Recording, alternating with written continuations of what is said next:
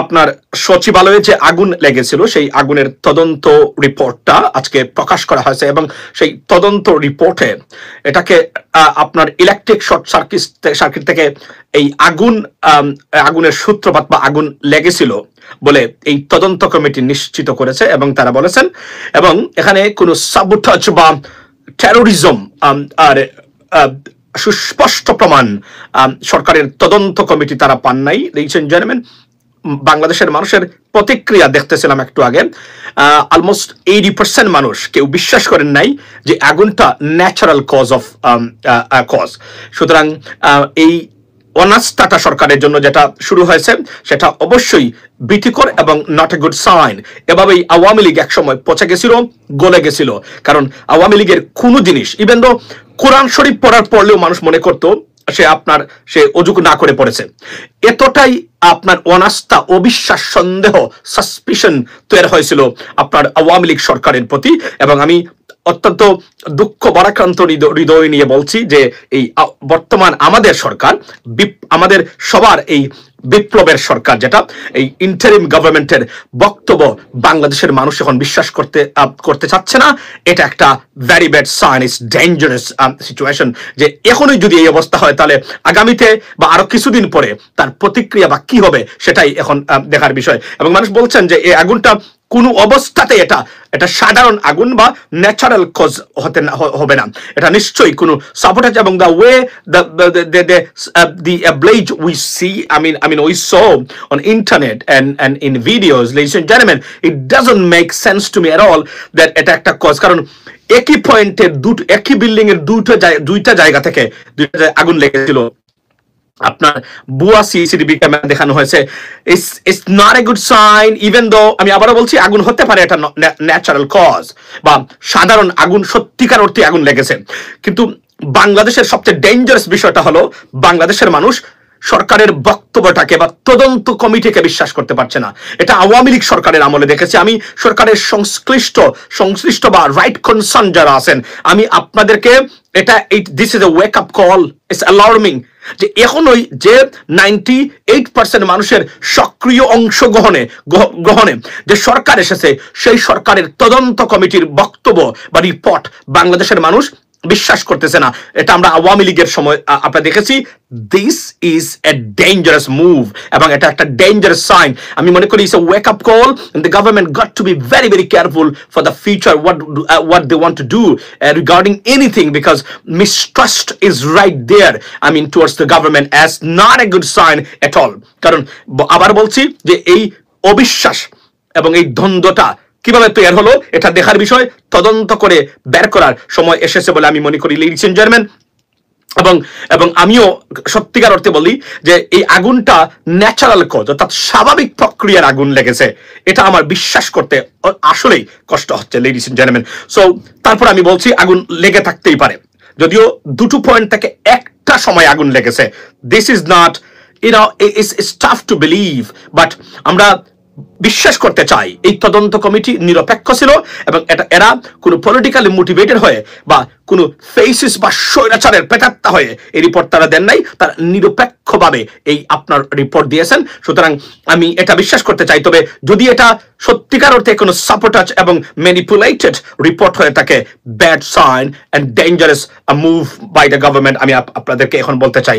যদিও once again I would like to make it confirm or clear that I strongly believe that তাদের রিপোর্টটা is accurate and it's on the base of true evidence or sequence. That's about it, ladies and gentlemen. এবং আবার বলি যে নতুন বছর আমরা অনেক আলোচনা করেছি। এই বছরটা অনেক ভালোর ভিতরে অনেক কঠিন সময় ছিল আমার জন্য ব্যক্তিগতভাবে, আমার পারিবারিকভাবে, আমার ভাইয়ের মৃত্যুর কারণে। আপনাদের সাপোর্টসের জন্য অসংখ্য ধন্যবাদ। চ্যানেল ইউএস বাংলার প্রতি যে সাপোর্টস আপনারা রেখেছেন, আমরা চেষ্টা করব এদেশের, মনে রাখবেন অনেক বিপ্লবী এখন এসেছেন মার্কেটে, প্রকৃত বিপ্লবী যারা শুরু করেছিলেন তারা এখনো আছেন। ডোন্ট ফরগেট দেম, তাদেরকে ভুলে যাবেন না কখনো।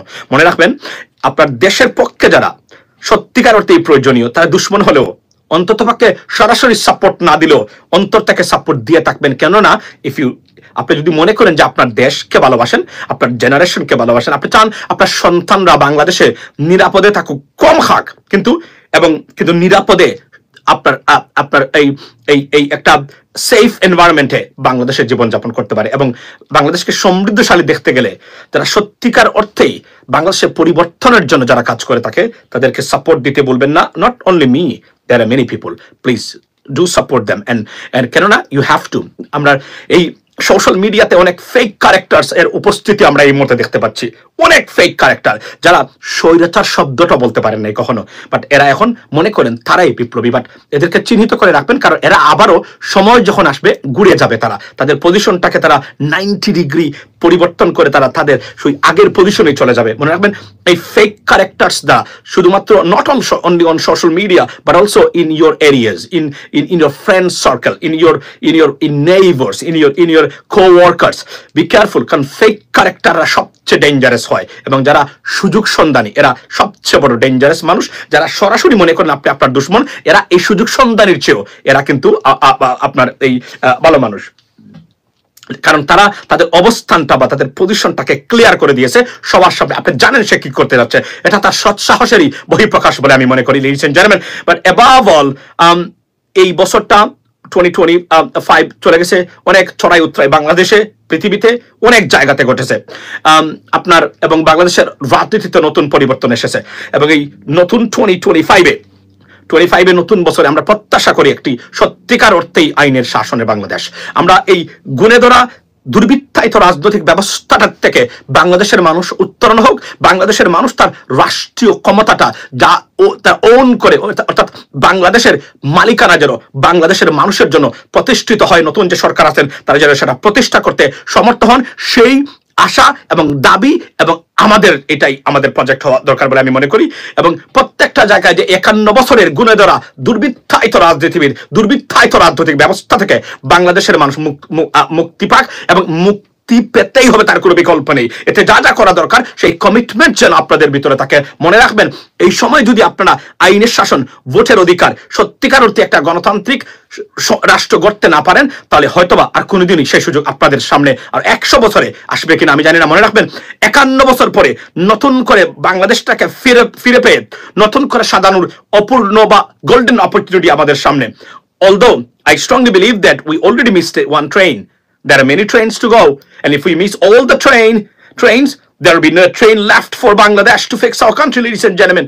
এটাই আমি বলতে চাই। সুতরাং প্রত্যেকের জায়গা থেকে মনে রাখবেন, একটা জায়গা থেকে এবার যদি ফেল করেন আপনার এই দেশটাকে নিজের আপনার মালিকানা প্রতিষ্ঠা করতে, দেশকে সত্যিকার অর্থেই আপনার ভারতীয়করণ থেকে মুক্ত করতে, ফ্যাসিস্টদের কাছে মুক্ত করতে, দুর্নীতিবাজ রাজনৈতিক দলগুলো থেকে মুক্ত করতে হয়তোবা লাইফ টাইমে আর সেকেন্ড সুযোগ পাবেন না। আপনি কি চান আপনার জেনারেশন, আপনার সন্তান যে এখন এই মুহূর্তে প্রাইমারি স্কুলে যায় অথবা ভূমিষ্ঠ হওয়ার বাকি আছে অথবা যে হাই স্কুলে যাচ্ছে, সেই সন্তানটাকে এই দুর্বৃত্তায়িত রাজনৈতিক ব্যবস্থার মধ্য দিয়ে আপনারা চলুক, যেভাবে আপনারা প্রতিটা গাঁটে আপনারা বিপর্যস্ত হয়েছেন? যদি তা না চান, ঐক্যবদ্ধভাবে সত্যিকার অর্থেই শুধু ভোটের অধিকার, গণতান্ত্রিক অধিকার এবং আইনের শাসন প্রতিষ্ঠা করতে করতে দল, মত, ধর্ম, বর্ণ নির্বিশেষে যা যা করা লাগে সেটাই আপনারা করবেন, এবং এটা করতে হবে। মনে রাখবেন যদি ফেল করেন হয়তো কোনোদিন আর বাংলাদেশ নামক রাষ্ট্রের মালিকানা আর জীবনে প্রতিষ্ঠা করতে পারবেন না, কারণ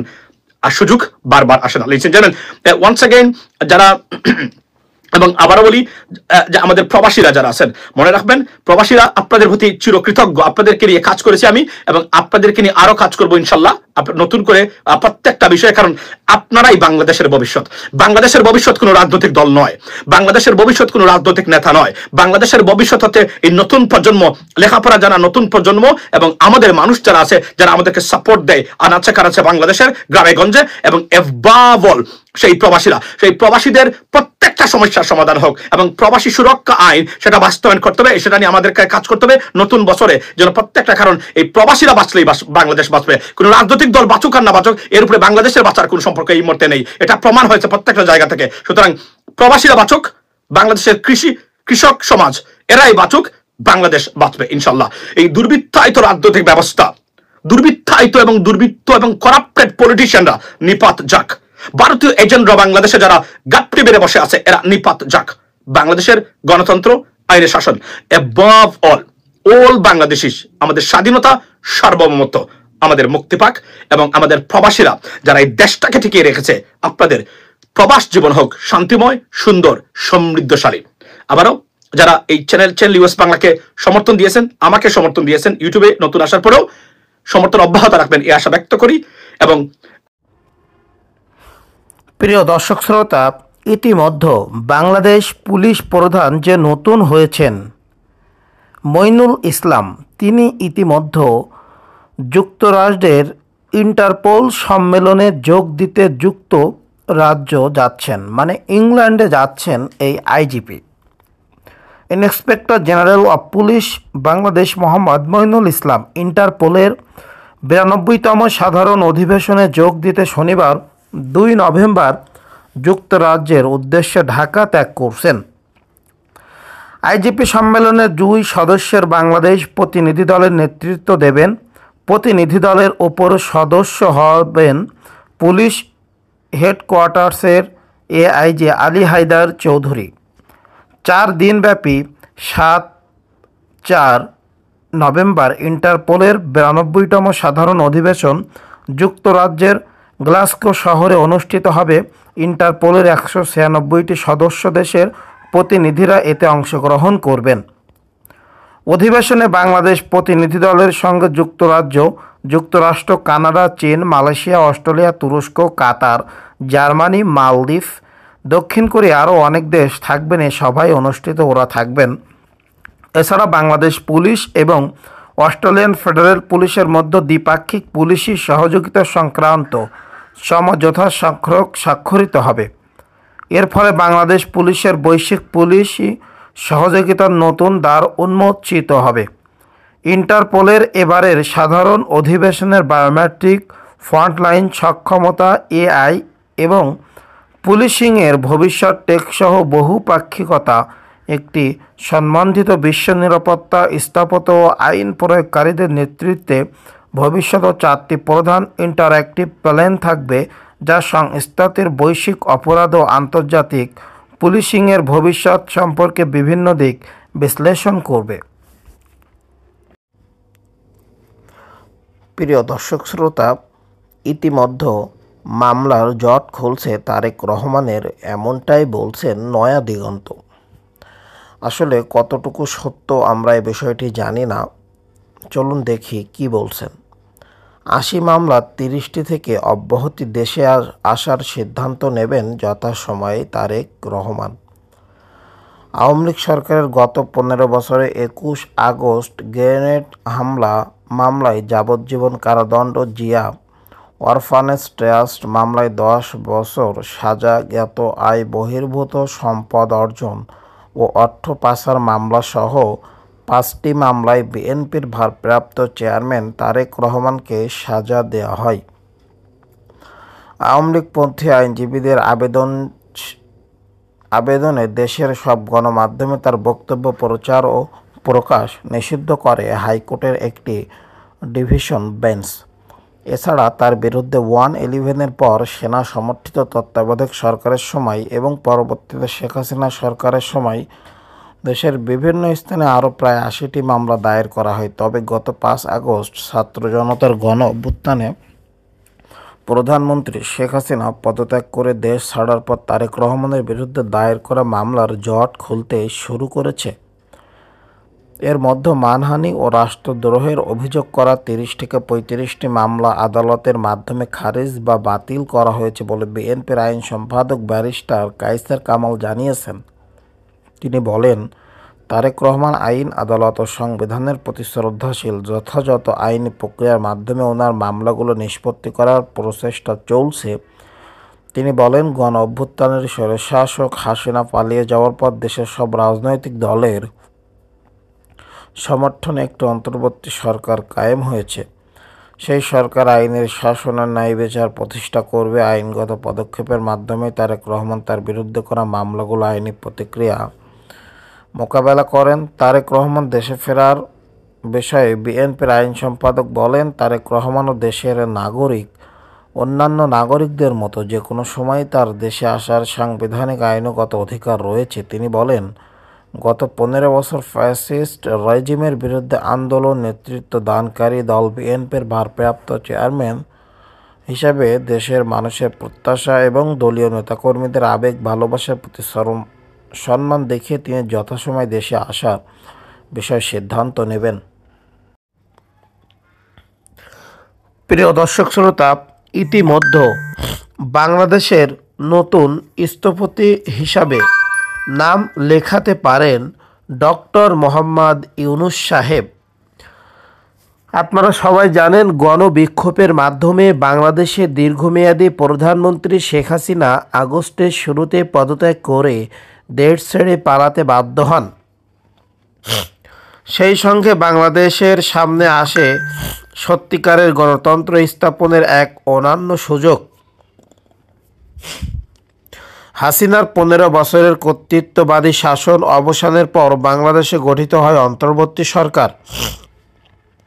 তার নেতৃত্বে রয়েছেন নোবেল বিজয়ী অধ্যাপক ডক্টর মোহাম্মদ ইউনূস। সুশীল সমাজের সদস্যরা এতে অন্তর্ভুক্ত রয়েছেন। ইউনূস সুশীল সমাজের একজন প্রখ্যাত সদস্য। সত্যিকার গণতান্ত্রিক বাংলাদেশের ভিত্তি স্থাপনের জন্য তিনি বদ্ধপরিকর। সামাজিক সংহতি রক্ষা এবং নিকাশ শোকাতে বাংলাদেশি সুশীল সমাজের অভিজ্ঞতাগুলো কাজে লাগাতে চান ডক্টর ইউনূস। নাগরিক রক্ষা ও এটিকে প্রসারিত করার অনেক উপায় রয়েছে। উদাহরণস্বরূপ, বলপূর্বক গুম ও নির্যাতনের জন্য দায়ী নিরাপত্তা ইউনিটগুলো তিনি ভেঙে দিতে পারেন। সুশীল সমাজকে সমর্থনকারী এনজিও অ্যাফেয়ার্স ব্যুরোকে সংস্কার করতে পারেন, যেগুলোকে একসময় অপরাধীর তালিকায় রাখা হয়েছিল। বিদেশ অনুদান আইন সংশোধন করে সেগুলোকে আন্তর্জাতিক তহবিল পাওয়ার পথ প্রশস্ত করতে পারেন। তবে